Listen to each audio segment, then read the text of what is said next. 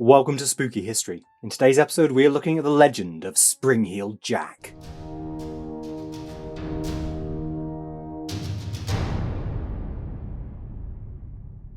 The musty darkness of a fogged-out Victorian alley, nothing but your cautious footsteps on the cobbles, slippery and uneven. You can smell it in the air, something getting ready to snap. Suddenly, from somewhere, a dog barks. Your heart stops. All goes calm again. You finally exhale, allowing your breath to mingle with the fog and tread on to the next turn. That's when the shadows grow hands and snatch you out of nowhere. Is there any scenario not so solidly ingrained in the human imagination? A mysterious cloaked figure jumps out of the night, so fast you barely see his face. Then, quick as lightning, he's gone again, performing seemingly death-defying superhuman feats of leaping over walls and through the air, leaving you second-guessing yourself with only fleeting memories of split-second glances. Who is he? What did he look like? If you instantly conjure images of Batman, well, the fact is no one could really blame you. We've all heard of such dark figures, good and bad in popular fiction. Does a caped or cloaked anti-hero sound at all familiar? Well, what if I told you the late Victorians enjoyed the same entertainment? Alas, for a string of traumatised first-hand witnesses, this was no mere comic strip. All stories come from somewhere after all. So forget Bruce Wayne a moment, and dare to lift the curtain on one of the real inspirations behind all of those pulp fiction and comic book characters you love so much. Ladies and gentlemen, boys and girls, sit back in the secure comfort of your home and prepare for the story of Spring-Heeled Jack. Monster or lone ruffian, gentleman or savage, superhero or supervillain, extraterrestrial or the devil himself. Not one scenario, however fantastical, was overlooked when probing into the mystery of this staple in Victorian urban folklore. And what a staple he is.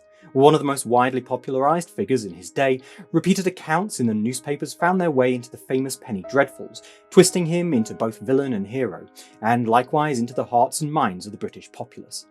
By the late 1800s, it seems not a corner of the British Isles had escaped his influence or was spared his exploits. He haunted the plays of many a shoestring theatre, children lived under the threat of him leaping through their windows if they didn't behave. Punch and Judy acts replaced the devil's character with his very name. According to journalist Henry Mayhew in 1861, this here is Satan. We might say the devil, but that ain't right, and gentlefolk don't like such words. He is now commonly called Spring-Heeled Jack. It all started in 1837, to a psychologically vulnerable public, you might say. Already they were gorged on endless tales of pale ghostly entities following innocent victims by night. The Hammersmith ghost of the early 1800s, the Southampton ghost, a 10-foot man who jumped over houses. Remarkably similar details of a yet darker character about to be born. The time was ripe for what would finally burst into existence one October evening in Clapham Common. London. Nighttime. 1837, and Mary Stevens is walking home to Lavender Hill, where she is set upon by a horrific man leaping out at her from the dark streets, who proceeded to restrain and rip her clothes with animalistic clawed hands, which she described as cold and clammy as those of a corpse. Her screams drew the attention of locals, forcing the attacker to flee. Only a day later, a very similar attack occurred in the same vicinity, in which a strange man jumped in front of a carriage, causing a serious crash, before leaping over a 9-foot wall with unnatural dexterity whilst cackling diabolically in human laughter. As similar descriptions matched a growing number of sightings, you may deduce it did not take long for the enigmatic new shadow to earn his nickname of Spring-Heeled Jack. By early 1838, the Lord Mayor of London, Sir John Cohen, was initially very sceptical of the growing number of reports and alleged wicked pranks, despite being bombarded by piles of letters delivered to the mansion house by apparently terrified residents from all over suburban London, telling of women being frightened into dangerous fits, some reporting serious injuries from a mysterious assailant with claws for hands, and others even dying from shock. But if anything boosted this new devil's reputation, it was two separate, albeit widely reported attacks on two girls in February 1838. Jane Alsop opens her front door to a cloaked, helmeted man disguised as a police officer who successfully lures her into the street, claiming to have apprehended Spring-Heeled Jack. He then tore at her clothes and neck, again reportedly with what would later be described as metallic claws, before her sister answered her screams and the attacker ran. But what stands out in this case is Alsop's extraordinary description of her assailant. A hideous and frightful appearance, spurting blue and white flames from his mouth beneath eyes of burning red fire, and dressed in white clothing like tight oilskin. Only 9 days later, Lucy Scales and her sister were walking back from their brother's house when in Green Dragon Alley they spotted a tall, lanky gentleman respectably dressed in a long cloak, carrying a bullseye lamp like a constable's.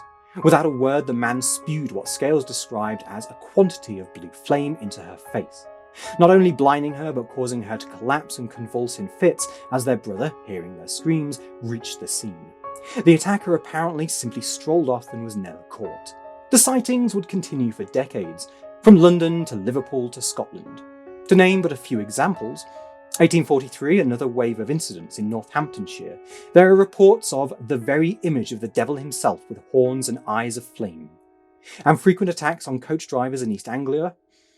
1872, News of the World reported Peckham to be in the state of a commotion owing to what is known as the Peckham Ghost, a mysterious figure quite alarming in appearance. The editorial for which blamed these incidents on Spring-Heeled Jack, despite acknowledging he came from a past generation. 1873, Sheffield locals revived the name Spring-Heeled Jack for the Park Ghost. 1877, August, Aldershot Barracks. A sentry was beaten by an unidentified figure who escaped with astonishing bounds into the night, despite being fired at, according to the Aldershot Gazette. Or maybe the sentry didn't want to admit he was a lousy shot, who knows. It was night time after all. According to Lord Hamilton's 1922 memoir, panic quickly escalated at Aldershot, where soldiers were ordered to shoot on sight should the figure reappear. Unsurprisingly, perhaps there were no more sightings afterwards. Hamilton also believed it was a prank played by a certain Lieutenant Alfrey, who also escaped investigation. 1877, Lincolnshire. Spring-Heeled Jack, reported as wearing a sheepskin, was chased and cornered by an angry mob but escaped with, once again, inhuman leaping abilities.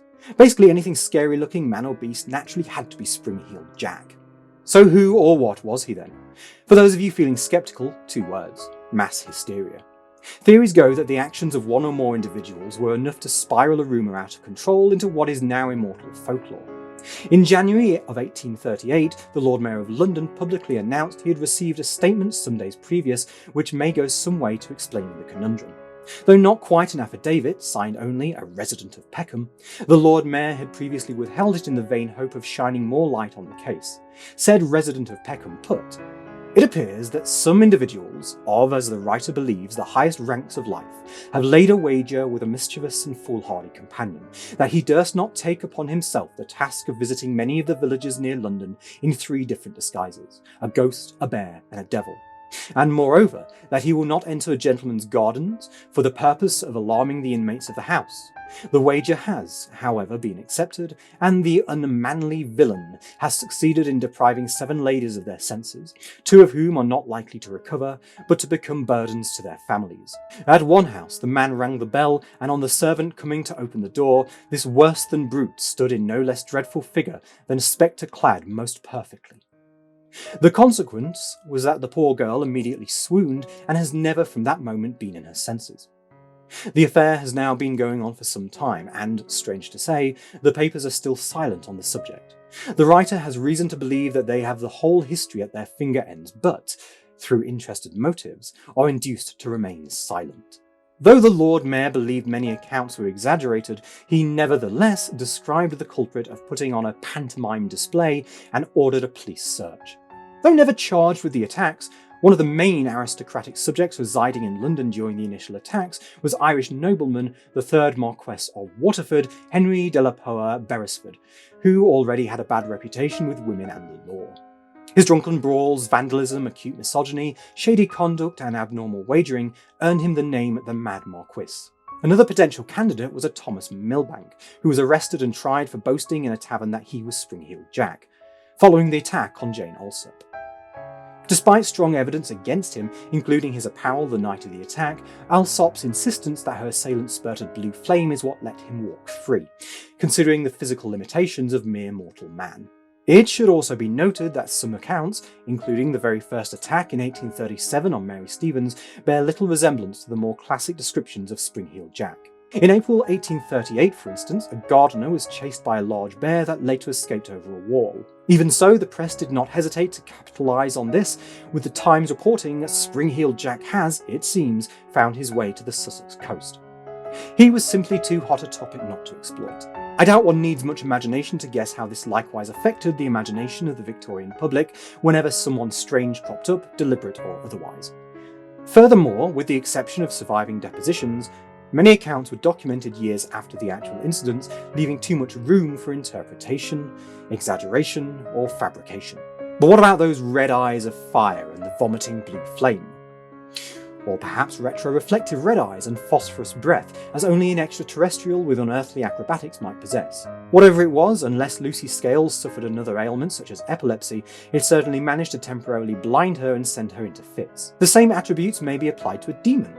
Even the old hag phenomena and phantom attacker categories have been suggested explanations. And there you have it, mass hysteria or a devil on earth, one man or copycats. Then again, what makes such tales tastier than the tug of not knowing?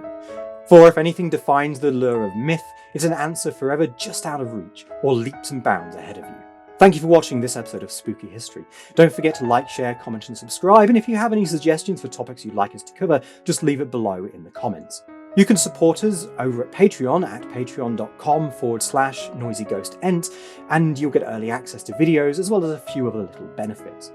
Take care and do have nightmares.